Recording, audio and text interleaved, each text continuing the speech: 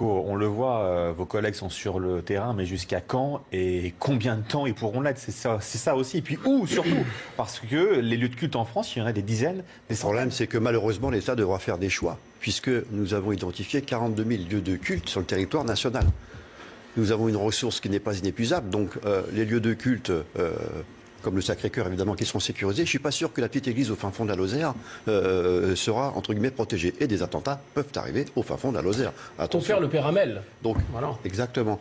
Vous savez, dans ce pays, malheureusement, toute personne qui n'épouse pas l'idéologie islamiste radicale est une cible potentielle. On appelle ça des cibles molles. Les citoyens, en premier lieu, au premier chef, les forces de sécurité et tout ce qui peut représenter l'État, mais aussi de simples citoyens qui vont aller prier dans une église. Donc, vigilance totale et importante aussi surveillance des réseaux sociaux. Ce qui est important, c'est les signaux et la répétition des signaux faibles qui doivent tout de suite alerter. Guillaume parlait tout à l'heure d'un champion de MMA qui avait demandé une décapitation ou... Non, défigurer Macron. Oui, de l'écraser. Voilà. Il faut poursuivre aussi les gens qui ont liké. Vous avez des joueurs de foot qui ont liké cette publication d'illustres joueurs de football.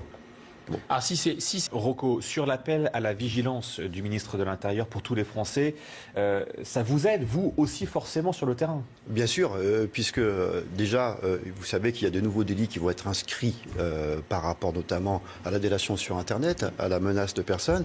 Vous avez la plateforme Pharos.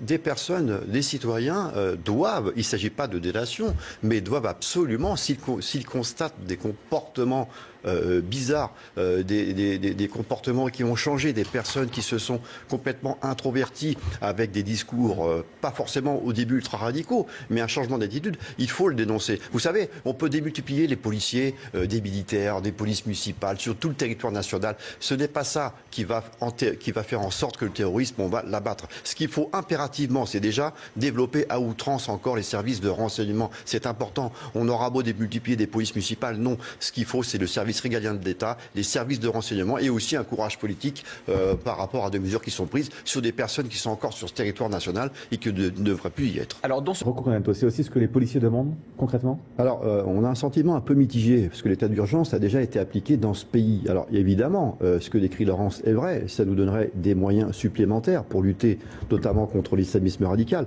mais ce n'est pas attaquer le mal à la racine. Vous savez, je vais évoquer le sujet des voies de recours. Lorsque une personne arrive sur le territoire national, demande un statut de réfugié qui lui est refusé, il peut saisir la Commission nationale du droit d'asile, c'est suspensif, il reste sur le territoire national. Il pourra ensuite saisir, s'il est débouté, le Conseil d'État, ce pouvoir en cassation, il restera sur le territoire national.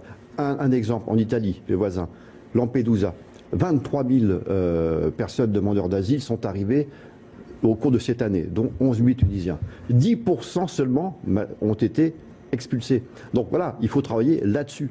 Guillaume Rocco Contento, je voyais réagir à tout ça. Oui, je suis tout à fait en phase avec ce que dit Laurence. Moi, j'ai pas envie d'arriver en matière de sécurité demain à une société à l'américaine. Vous savez, on peut faire exploser les polices municipales, mais malheureusement, on constatera inversement une paupérisation du service public de l'État, du régalien. Ce n'est pas ce que je souhaite. La police nationale, la gendarmerie, ce sont les forces régaliennes de l'État. Elles doivent toujours rester en première ligne avec leurs mêmes prérogatives. Retrouvez toute notre actualité sur videopolice.com, la chaîne YouTube d'Unité SGP Police.